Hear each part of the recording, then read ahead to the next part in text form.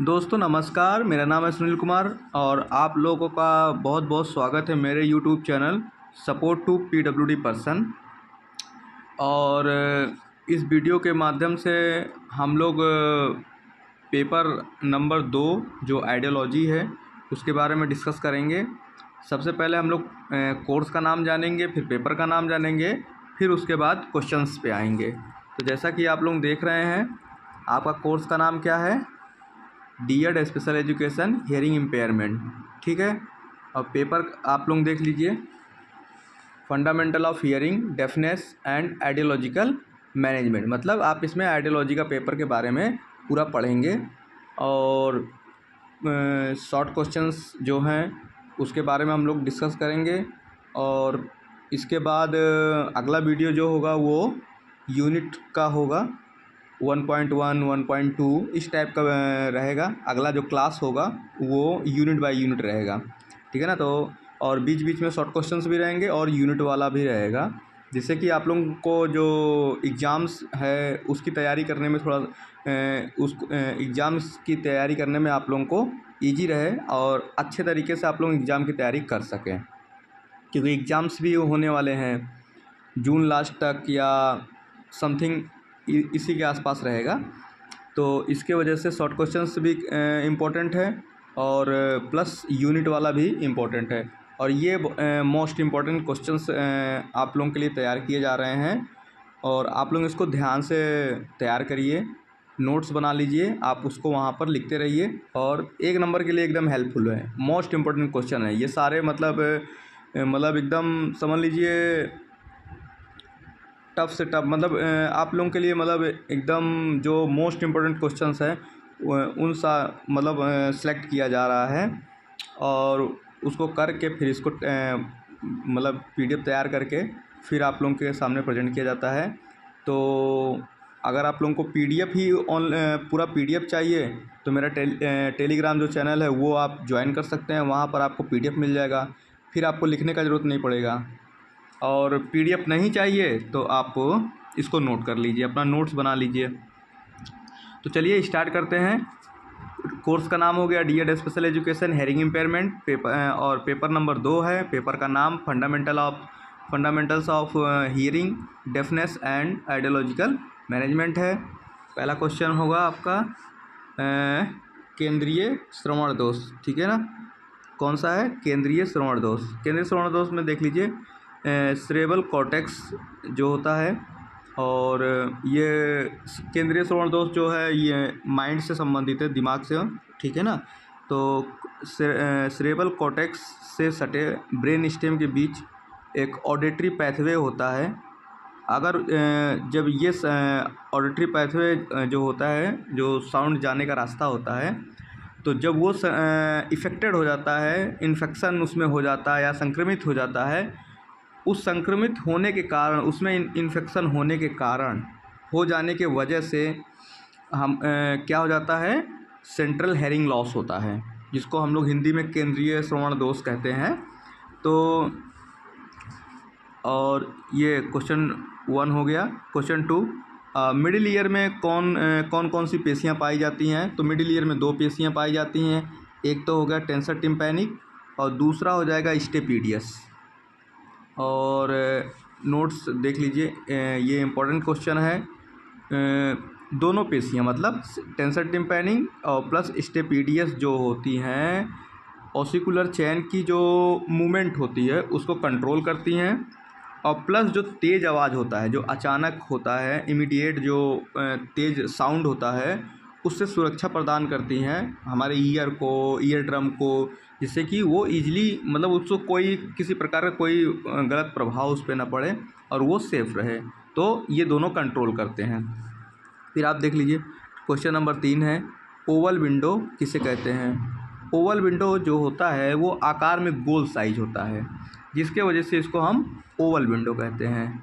और फिर question number 4 आप देख लीजिए, प्रीलिंगुअल हेयरिंग लॉस। प्रीलिंगुअल हेयरिंग लॉस से आप समझ ही रहे हैं, लिंगुअल का मतलब भाषा, प्री का मतलब पहले, मतलब भाषा सीखने से पहले जब श्रवण दोष हो जाता है तो उसी को हम क्या कहते हैं? प्रीलिंगुअल हेयरिंग लॉस कहते हैं। और क्वेश्चन नंबर 5 है, आप देख लीजिए क्वेश्चन नंबर कौन सा है, क्वेश्चन नंबर 5 आप देख लीजिए। स्केला वेस्टिब्यूल को स्केला मीडिया से कौन सी मेम्ब्रेन अलग करती है? तो हिंदी में भी लिखे हैं और इंग्लिश में भी लिखे हैं, जैसा आपको कंफर्टेबल लगे दोनों आप अपना पढ़ सकते हैं और नोट कर सकते हैं। स्केला वेस्टिब्यूल और स्केला मीडिया से कौन सी मेम्ब्रेन मतलब इनको अलग करती है, ठीक है ना। इन दोनों को कौन सी मेम्ब्रेन अलग करती है? तो रेजिनर्स मेम्ब्रेन होती है जो इन दोनों को अलग करती है। और आप लोगों का होमवर्क क्वेश्चन है, होमवर्क क्वेश्चन आप देख लीजिए।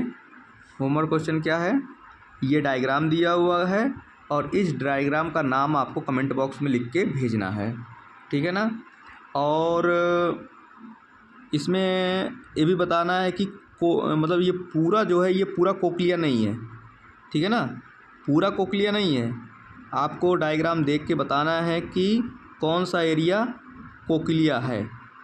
मेन क्वेश्चन कोक्लिया का ही है, कौन सा एरिया कोक्लिया है और ये कान के किस भाग में पाया जाता है। 2 क्वेश्चन है आपके लिए, कान के किस भाग में पाया जाता है और कौन सा इस पूरे डायग्राम में कौन सा एरिया जो है वो कोक्लिया है, ठीक।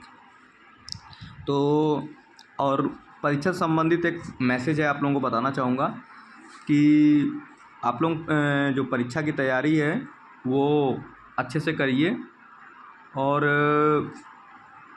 आप लोग जैसा कि आप लोगों को पता है कि लगभग लास्ट जून में पेपर होने वाला है, तो उसको ध्यान में रखते हुए आप लोग अपनी तैयारी को बेहतर बनाइए और जो आप पढ़ाई कर रहे हैं उसको राइटिंग भी करते रहिए, उसको मतलब लिखते रहिए। और दिन भर किताब लेकर बैठने का ज़रूरत नहीं है, मतलब उसी में व्यस्त रहने का ज़रूरत नहीं है कि दिन भर आप लेकर किताब बैठे ही रहें। 2 घंटा पढ़िए, 1 घंटा पढ़िए, अच्छे से पढ़िए और जितना तैयार हो जाए उसको एक नोट्स पे लिखते रहिए, जिससे कि आपको एक क्लियर हो जाए कि हाँ इतना हमको याद हो गया है, आगे और क्या करना है। और परीक्षा से संबंधित जो भी है बेसिक मेंटेन करिए और रटने का कोशिश मत करिए, उसको समझने का कोशिश करिए कहना क्या चाहता है। जैसे आप इसमें देख लीजिए प्रीलिंगुअल हेयरिंग लॉस, तो हमारा क्वेश्चन इस क्वेश्चन और आंसर दोनों इसी में है। जैसे लिंगुअल का मतलब भाषा और प्री का मतलब पहले, हेयरिंग लॉस मतलब श्रवण बाधित। तो क्या होगा, मतलब इसका मतलब क्या, मतलब ये जो श्रवण दोष है ये क्या होगा। तो प्री मतलब पहले, पूर्व, और लिंगुअल मतलब भाषा, और हेयरिंग लॉस, हेयरिंग मतलब श्रवण और लॉस मतलब दोष। तो प्रीलिंगुअल हेयरिंग लॉस क्या होगा, भाषा पूर्व श्रवण दोष क्या होगा। तो मतलब जाहिर सी बात है कि जो भाषा सीखने से पहले जब हेयरिंग लॉस हो जाए या श्रवण दोष हो जाए तो उसको हम प्रीलिंगुअल कहेंगे, प्रीलिंगुअल हेयरिंग लॉस कहेंगे। बस खाली आप लोगों को उसका मीन्स मतलब समझना है, उसका कॉन्सेप्ट समझना है कि कहना क्या चाहता है। बाकी क्वेश्चंस में ही आंसर होते हैं ज़्यादातर। आप जैसे ही उसको 2-3 बार पढ़ेंगे क्वेश्चंस को, वो तुरंत मतलब आपको तुरंत क्वेश्चन समझ में आ जाएगा, आपको दिक्कत नहीं होगा किसी प्रकार का। लेकिन आप रटने का कोशिश करेंगे तो फिर दिक्कत हो जाएगा, फिर आपको समझ में नहीं आएगा। आप जब तक आप बेसिक नहीं समझेंगे तब तक वो आपको समझ में नहीं आएगा। इसीलिए मैं बार बार आप लोगों को कह रहा हूँ, आप उसको बेसिक मेंटेन करिए, आप बेसिक तैयार करिए और ज़्यादातर उसको समझने का कोशिश करिए। और जो आंसर्स हैं जो आप याद करने का कोशिश कर रहे हैं उसको कनेक्ट करके याद करिए। डायरेक्टली उसको लाइन टू लाइन याद करने का कोशिश मत करिए, क्योंकि लाइन टू लाइन याद करेंगे तो भूल जाएंगे आप। तो कहीं ना कहीं उसको कनेक्ट करके अपने डेली काम से, डेली एक्टिव उससे जो आप जिस इन्वॉल्व हैं, जो काम कर रहे हैं, उन सारे चीज़ों से उसको कनेक्ट करके आप उसको पढ़ने का कोशिश करिए। फॉर एग्ज़ाम्पल सेटअप करके आप उसको पढ़ने का कोशिश करिए, तो वो क्या होगा, लॉन्ग टाइम तक आपके माइंड में स्टोर रहेगा। और लाइन टू लाइन रटने का कोशिश करेंगे तो शॉर्ट टर्म होता है, कुछ टाइम के लिए आपके माइंड में स्टोर रहेगा, फिर आप उसको भूल जाएंगे। और परीक्षा से पहले अगर भूलते हैं तो फिर आपको और प्रॉब्लम होगा। तो इसीलिए फॉर एग्ज़ाम्पल सेट करके याद करिए और डेली लाइफ में से संबंधित सेलेक्ट करके उसको याद करिए। जैसे हेयरिंग लॉस होता है, विंडो आप जान ही रहे हैं, ओवल मतलब ओवल, विंडो, ये सब हो रहा है। और ऐसे ही उसको मतलब कनेक्टिविटी उसको मतलब जोड़ कर उसको याद करने का प्रयास करिए, जिससे कि आपके काम को मतलब उस क्वेश्चंस जो है उसको मतलब अलग अलग करिए, उसको थोड़ा तोड़ के पढ़ने का कोशिश करिए, 2-3 बार उस पर थोड़ा सा फोकस करिए, क्या कहना चाहता है क्वेश्चन। जब तक आपको आप अगर क्वेश्चन को डिफ़ाइन कर देंगे तो जाहिर सी बात है कि आंसर अपने आप ही निकल जाएगा, उसमें इतना परेशान होने का कोई ज़रूरत ही नहीं है। लेकिन वो तब हो पाएगा जब आप आपकी जो तैयारी है बेसिक लेवल से स्टार्ट रहेगा। और आप सोचेंगे कि मेरा मतलब हम लाइन टू लाइन सारा सब कुछ रट के सब क्लियर कर लें, तो ऐसा दिक्कत होगा, हो भी सकता है और होने का तो बहुत कम चांसेस होता है, ठीक है ना। क्योंकि रटने वाला जो सिस्टम होता है वो कुछ टाइम के लिए ही माइंड में स्टोर होता है, बाकी फिर उसको भूल जाते हैं। लेकिन जो कॉन्सेप्ट से या कॉन्सेप्चुअल जो होता है वो लॉन्ग टाइम के लिए माइंड में स्टोर रहता है। तो इन सारी चीज़ों को ध्यान में रखकर और आप लोग तैयारी करिए, और फुल फॉर्म्स जो होते हैं उनको तैयार करिए, और बेसिक चीज़ें याद करिए, जैसे AYJ का कहाँ पे है, NIPMD कहाँ पे है, इन सारे जो इंस्टीट्यूट्स हैं, इन सारे मतलब ये कहाँ पे किस स्टेट में हैं, इन सारों का नाम याद करिए, जिससे कि आपका 1 नंबर जो है वो एकदम कंप्लीट रहे। 1 नंबर में जो 1 नंबर के जो 5 क्वेश्चंस आते हैं 1 नंबर के, वो आपके गलत नहीं होने चाहिए। तो 5 नंबर आपका हो गया। इसके बाद फिर और नीचे के जो क्वेश्चंस होते हैं तो मतलब कम से कम 10 नंबर ऐसे आप प्रिपेयर कर लीजिए कि जो आपको मतलब हेल्पफुल हो, वहाँ पे आपकी गलती ना हो। बाकी लॉन्ग क्वेश्चन शॉर्ट क्वेश्चन जो होते हैं वो वहाँ तो थोड़ा बहुत 19-20 होता रहता है, लेकिन 5 से 10 नंबर कुछ ऐसे 5 से 10 नंबर आप एकदम पक्के कर लीजिए कि हाँ ये मेरा कटना ही नहीं है। और रिपीट करने का कोशिश करिए जितना जल्दी हो सके, ठीक है ना। सुबह शाम पढ़िए, और दोपहर में नहीं मन लगता है पढ़ने का तो उसको राइटिंग में उसको लिखने का प्रयास करिए। जो आप सुबह शाम पढ़ रहे हैं, रात में पढ़ रहे हैं, तो उसको आप दिन में बैठ के आराम से लिखिए।